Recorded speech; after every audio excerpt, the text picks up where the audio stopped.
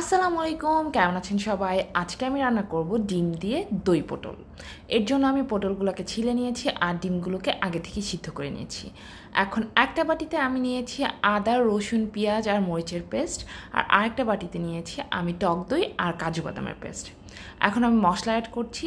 মশলার জন্য আমি নিয়েছি সামান্য পরিমাণে লাল মরিচের গুঁড়ো, একটু হলুদের গুঁড়ো আর একটু জিরে আর ধনিয়ার গুঁড়ো। এইটাকে এখন আমি ভালো করে মিশিয়ে নিব পানির সাথে, তাহলে পরবর্তীতে এটা ইজি হবে। এখন আমি একটা পাত্রে তেল দিয়ে সেখানে সামান্য হলুদ দিয়ে নিব, দিয়ে পটলগুলো ভেজে নিব।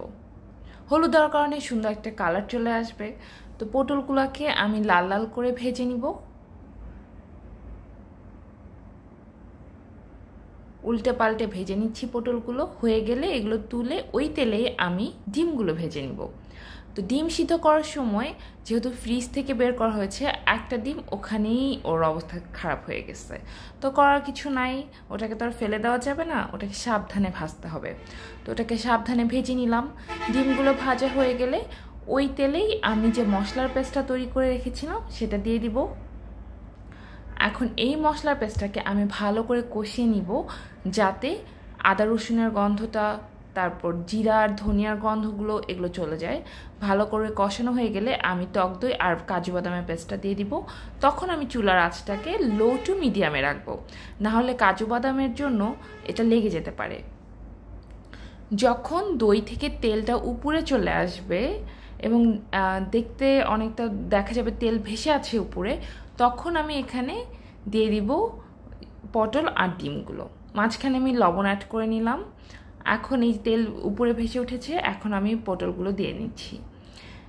এখনও আমার চুলার আঁচ লোতে রেখে দিব, দিয়ে এগুলোকে ভালো করে নেড়ে চেড়ে মেখে নিব।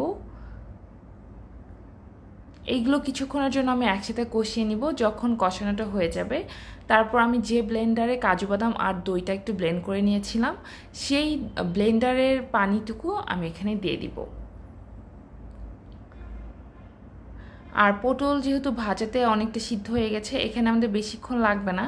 এখন আমি চুলার জালটা মিডিয়াম টু হাই দিয়ে এটাকে কিছুক্ষণ ঢেকে রাখবো, যাতে পানিটা শুকিয়ে যায়।